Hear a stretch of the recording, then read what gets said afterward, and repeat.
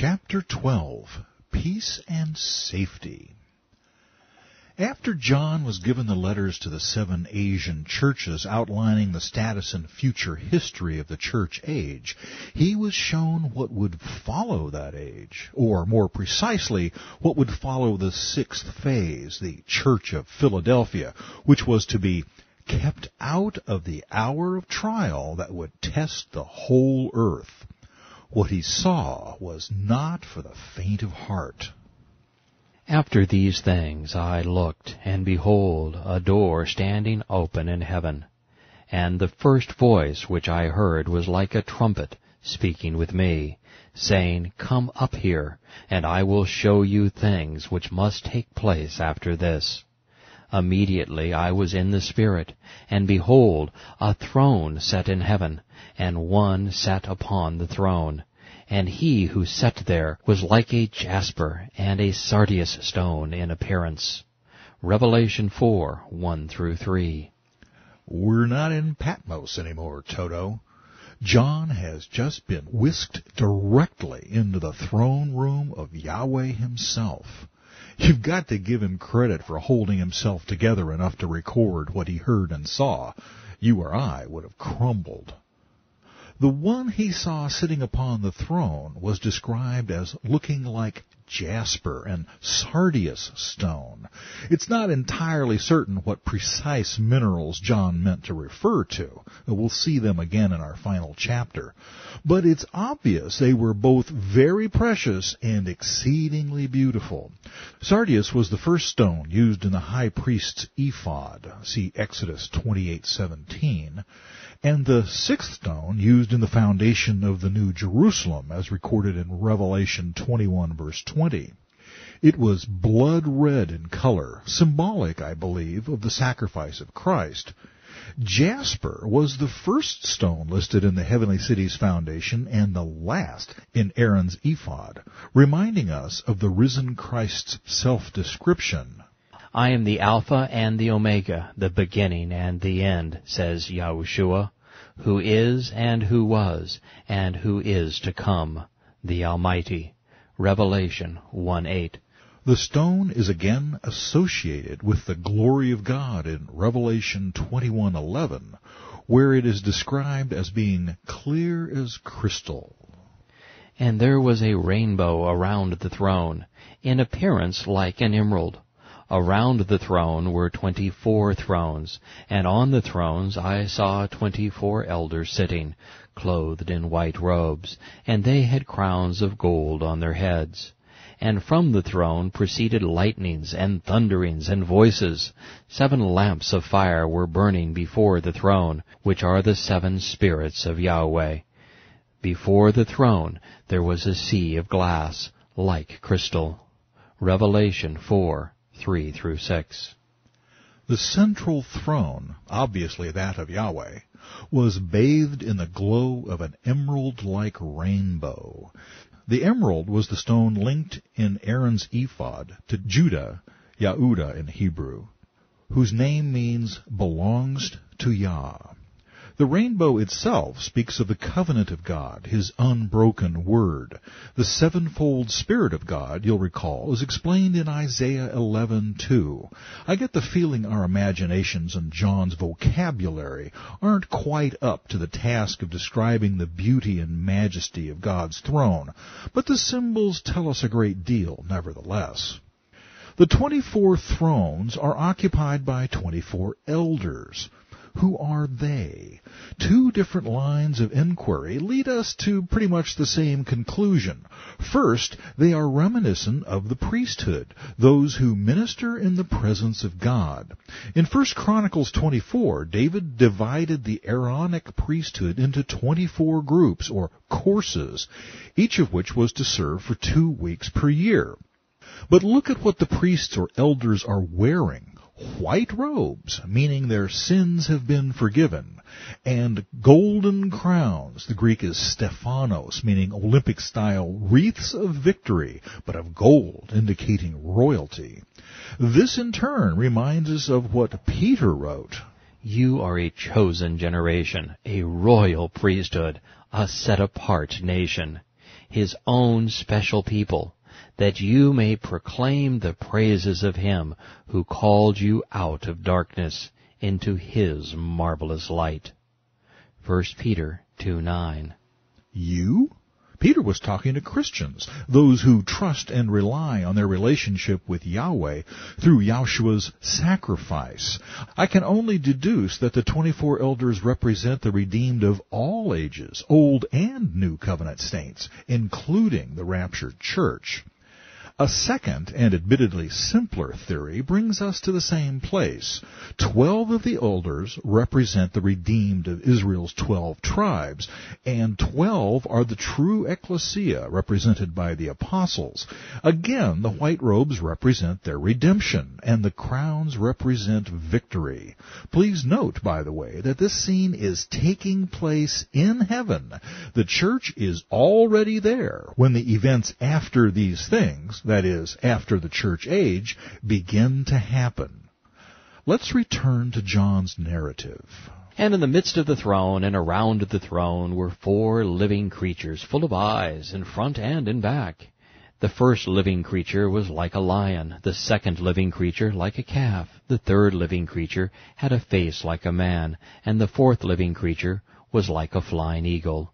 The 4 living creatures, each having 6 wings, were full of eyes around and within. And they do not rest day or night, saying, Set apart, set apart, set apart, God Almighty, who was and is to come.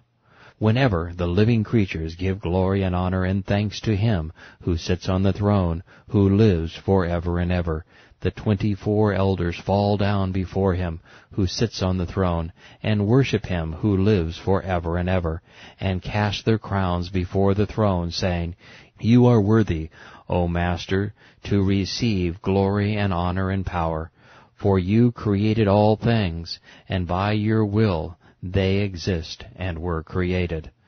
Revelation 4:6-11. These 4 living ones, the Greek word is zoa, are representative of Yahshua. The 4 Gospels present him in these same 4 character profiles. The lion is symbol of power or authority, so Matthew's Gospel presents Christ as king. The calf or ox speaks of service, and this is the emphasis in Mark. Luke presents Yahshua in his humanity. Thus the third being had the face of a man. The eagle is master of the heavens. Hence John emphasizes Christ's deity. And note one more thing. The 4 living beings, creatures is a truly unfortunate translation, for these are not created entities, but are indicative of deity, are not only around the throne, they are also seen in the midst of it. In other words, Yahshua occupies the throne of Yahweh Almighty. So much for the Jesus was a great teacher, but he wasn't God myth.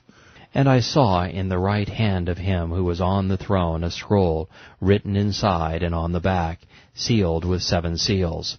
Then I saw a strong angel proclaiming with a loud voice, Who is worthy to open the scroll and to loose its seals? And no one in heaven or on the earth or under the earth was able to open the scroll or to look at it. So I wept much, because no one was found worthy to open and read the scroll or to look at it. Yahweh presents a scroll to the assembled saints and angels. The scroll represents the just sentence of divine retribution upon a wicked earth, but the scroll is sealed. Only one who is worthy, holy and perfect before God, can break the seals and execute righteous judgment. The sealed scroll was a common form of official communication in John's day. The message was written on a large piece of parchment or papyrus and then rolled up. But it was sealed, that is, wax was melted onto the surface, and the sender's seal, the impression of his signet ring, was stamped into the hot wax. This was a warning that the document was not to be read by anyone without the proper authority. What you'd do was break the first seal, unroll the first part, and read what you could until you reached the next seal. Each seal required further authorization. We can surmise from what we've observed about the number 7 that for anyone to lawfully open this entire scroll, he would have to be perfectly, completely worthy before God. No one among the redeemed saints is found worthy to open God's scroll. None of the angels are qualified either. And John, frustrated and grieved at the injustice he has seen in his time, bursts into tears. Can no one right the wrongs? Will the sin of Adam leave earth's title deed in the hands of Satan forever? But one of the elders said to me, Do not weep. Behold, the Lion of the tribe of Yehudah, the root of David, has prevailed to open the scroll and to loose its 7 seals.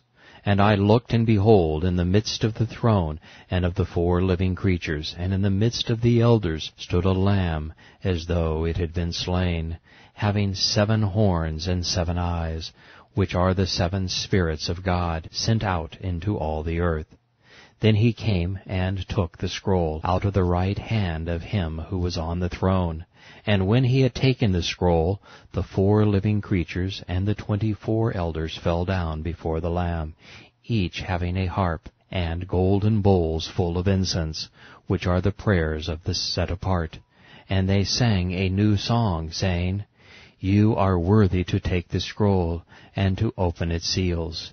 For you were slain, you have redeemed us to God by your blood out of every tribe and tongue and people and nation, and have made us kings and priests to our God, and we shall reign upon the earth.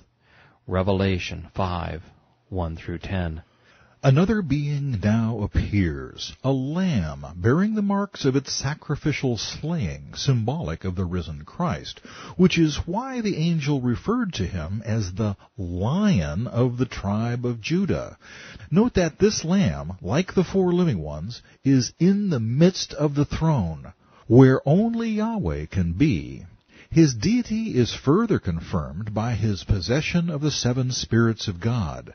Stuck here in our feeble mortal bodies, it's hard to comprehend this, but the picture we're seeing is that of God appearing before God in the presence of God.